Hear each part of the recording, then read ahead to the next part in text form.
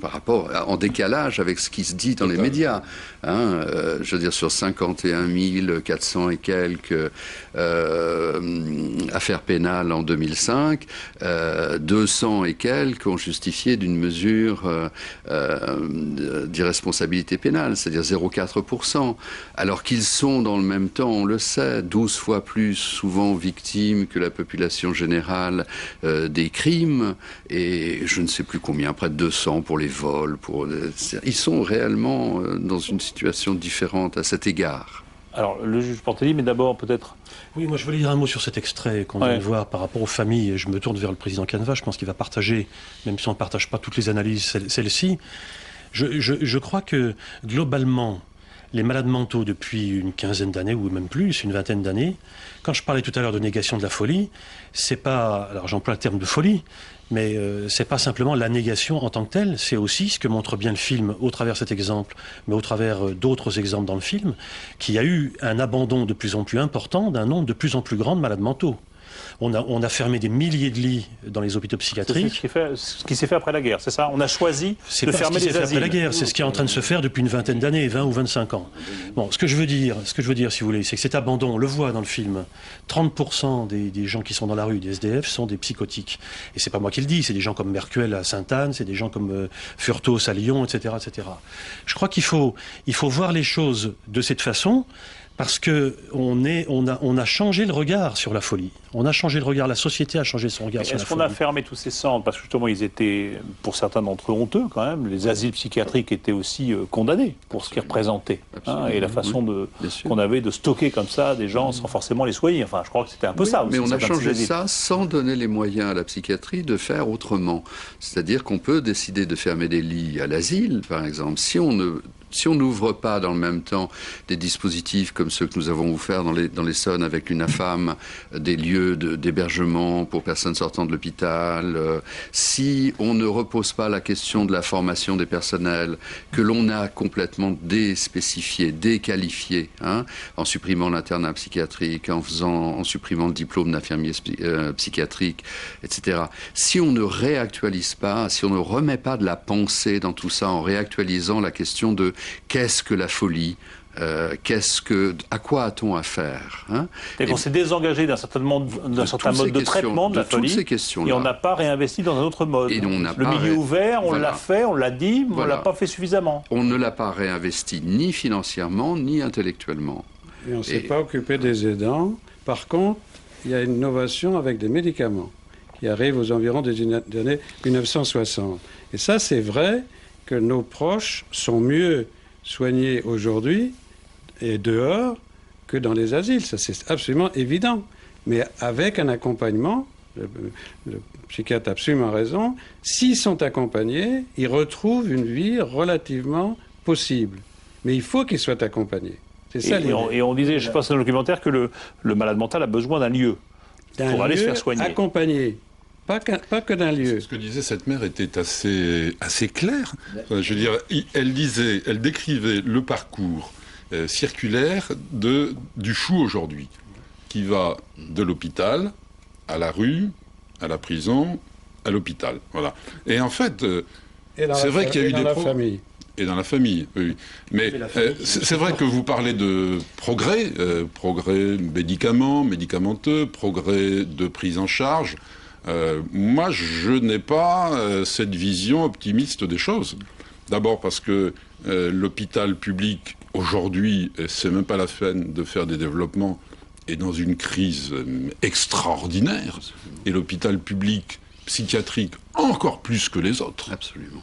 Le parent pauvre de la médecine. Voilà, le parent très pauvre. Enfin, je veux dire, je ne sais plus combien vous êtes de psychiatres aujourd'hui, mais je veux dire, ça se réduit de jour en jour. Voilà. Ensuite, la prison, tout le monde sait bien aujourd'hui que c'est un des lieux de concentration de la maladie mentale les plus extraordinaires, les plus pathologiques. On dit 1% de schizophrènes en France et 7% en prison. Qu'est-ce que vous voyez passer dans votre cabinet? Quand vous étiez juge d'instruction, vous voyez passer comment la folie, elle arrive comment? Vous savez, quand j'étais juge d'instruction, je vois la même chose que quand je suis président correctionnel aujourd'hui, parce que la folie, pardon, mais elle est partout. J'allais presque dire le pire. Et ça rejoint le film, c'est qu'on ne la voit pas et qu'on ne veut pas la voir. vous avez des gens qui arrivent devant moi au tribunal correctionnel. Je me souviens d'un cas notamment de quelqu'un qui avait été condamné 24 fois en comparution immédiate, vite fait, comme tout le monde. Voilà. Et il suffisait de regarder, d'écouter, 2 minutes cette personne pour voir que c'était quelqu'un qui ne comprenait pas ce qui se passait, qui avait, pour le moins, moi profane, qui était atteint d'une débilité profonde. Quelqu'un qui pourtant avait été vu par un psychiatre. Voilà, alors c'est quelqu'un, alors non, mais qui avait été vu 24 fois et même plus par un tribunal correctionnel et qui n'avait rien vu. Et ça faisait 20 ans qu'on ne voyait rien. Alors ce qu'il faut effectivement de temps en temps, c'est dire stop. Bah, je ne veux pas de cette logique-là. Stop quand on est magistrat, c'est quoi vos armes? C'est quoi vos outils? Comment vous répondez à ces faits-là? Les outils, c'est ceux dont nous disposons tous. C'est l'oreille, les yeux. Voilà. Simplement, je veux dire, ça a l'air très bête ce que je vous dis, mais simplement accepter de voir et de regarder ce qui se passe. Dans très peu d'affaires pénales est reconnue l'excuse de mauvaise santé mentale. Enfin, je ne sais plus comment on dit ça. Il y a deux choses. Il y a d'une part la masse des personnes qui souffrent de troubles, de maladies mentales.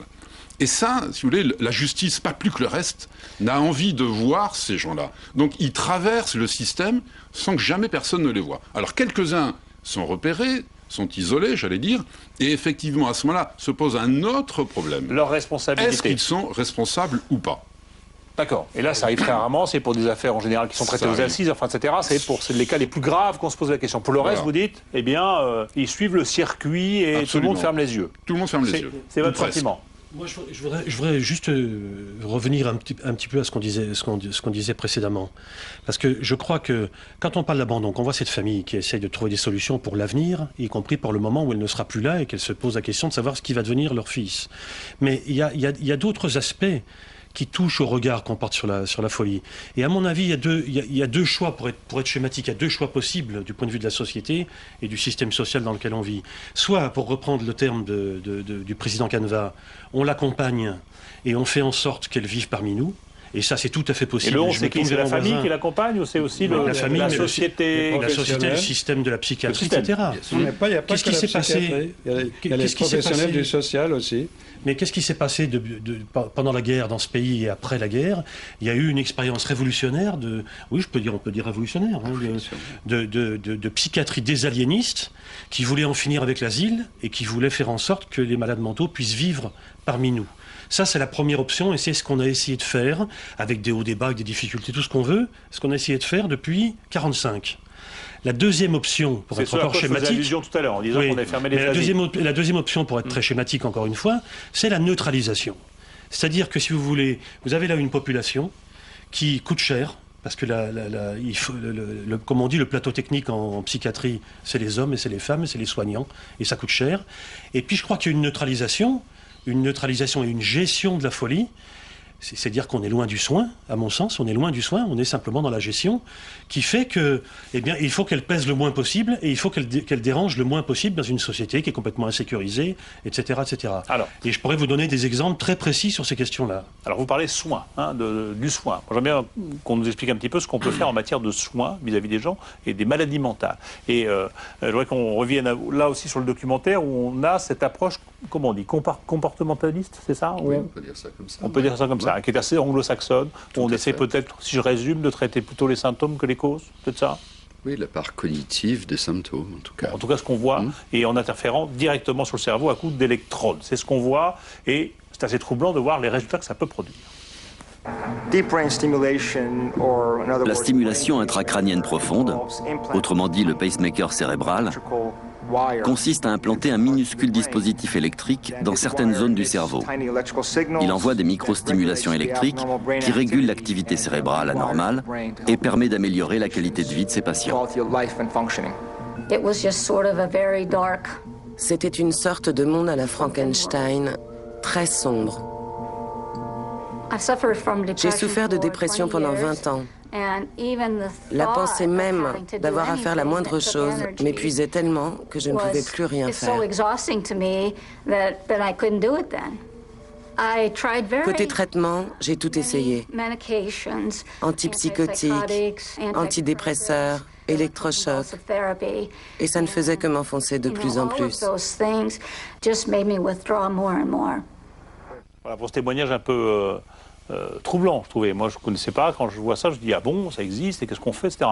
Moi, je voudrais que vous m'expliquiez un petit peu, d'abord, ce qu'on sait, ce qu'on connaît du cerveau et de son fonctionnement, et de quelle façon on arrive maintenant à interférer directement dans le cerveau, parce que moi, j'en étais resté aux électrochocs, mais visiblement, on fait des choses plus fines que sur le cerveau, même s'il paraît qu'on continue à faire des électrochocs. Ça existe toujours, ça? Oui, oui, il semble qu'on en fasse de plus en plus, malheureusement. Alors, on en fait de plus en plus? Oui, il semble. Aujourd'hui, dans les hôpitaux français? Oui, oui, oui.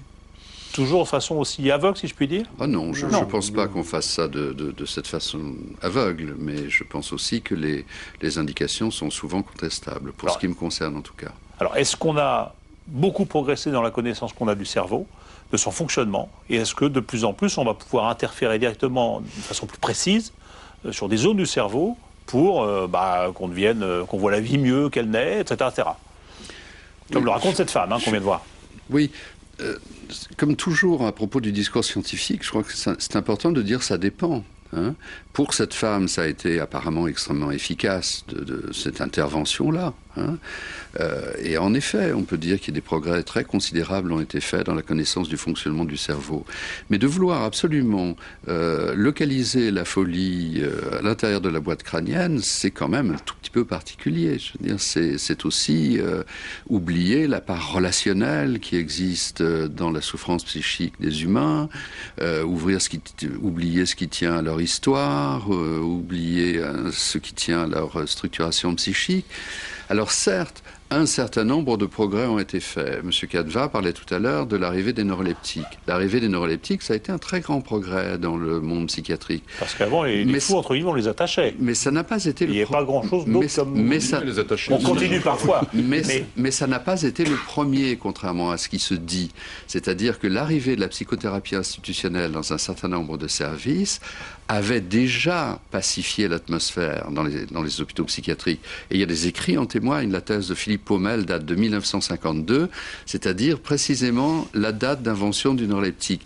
Donc je crois qu'il faut mettre en garde les auditeurs de cette espèce de tentation comme ça, de déterminer des modalités de soins qui sont l'avenir. J'entendais quelqu'un dire dans le film de poser des puces sur la tête des gens, ça va bien entendu révolutionner la psychiatrie là, de demain. C'est une sorte de pacemaker, mais pour le cerveau, voilà. Il y a relié à des piles et on intervient, on envoie des petites décharges électriques. Alors pour cette dame, apparemment ça fonctionne, mais il y a tellement d'autres choses. Elle souffre moins, elle va mieux, etc. Mais dans toute l'histoire de la psychiatrie, vous savez, on a inventé des traitements absolument ahurissants parfois. Et on a publié d'excellents résultats. Je suis tenté de dire qu'à chaque fois qu'on commence à s'intéresser à un sujet, à s'occuper de lui, à mettre en œuvre de la relation, même si c'est dans un cadre chirurgical, eh bien éventuellement ça va mieux. Voilà. Alors, est-ce que cette approche-là est aussi emblématique d'une nouvelle approche de la folie, qui ne serait plus de s'intéresser au fou, à son monde, à son mode de fonctionnement, à la vision qu'il a du monde, etc., mais plus d'engommer les effets et pour le rendre, vivable et normé dans la société. Voilà. Est-ce que ça participe de la même idée ? Il me semble, d'une part, de le faire passer à la norme, et d'autre part, que l'avancée diagnostique soit possible grâce à des stratifications, des classifications statistiques qui déboucheraient chacune sur une modalité particulière de traitement. C'est-à-dire plus du tout au cas par cas, mais en utilisant des protocoles, la meilleure manière de ne pas penser, n'est-ce pas ? Donc le monde s'en fout, ça pourrait être aussi ça. Ça pourrait être ça, c'est en tout cas ce qui se passe ici ou là. Oui, moi je suis d'accord avec ça et je pense que ce passage du film de Philippe Borel m'avait un petit peu interpellé, comme vous le disiez à l'instant. Non pas parce que je pense que c'est la solution et je partage le point de vue de Michael Guyader. On se dit c'est peut-être un espoir quand on voit ça aussi. Attendez, laissez-moi vous expliquer. Ce que je veux dire, c'est que je partage le point de vue de Michael Guyader sur cette question, c'est que je suis intimement persuadé comment dire, résoudre la folie à un fonctionnement du cerveau, c'est-à-dire que le cerveau produirait la folie comme le foie produire l'hépatite ou je ne sais quoi, ça n'a aucun sens. C'est un organe comme un autre, il y aurait des dysfonctionnements qu'on pourrait réparer comme un autre. Mais ça n'a aucun sens. Et je vais vous dire, parce que cette vision qu'on pourrait appeler scientiste des choses, c'est-à-dire on va trouver le médicament, on va trouver la technique qui va faire en sorte que d'un seul coup on ne soit plus malade, que d'un seul coup tout aille bien et qu'on redevienne performant et qu'on intègre de nouveau la société, le marché, etc., etc. Tout ça, c'est un leurre. Et non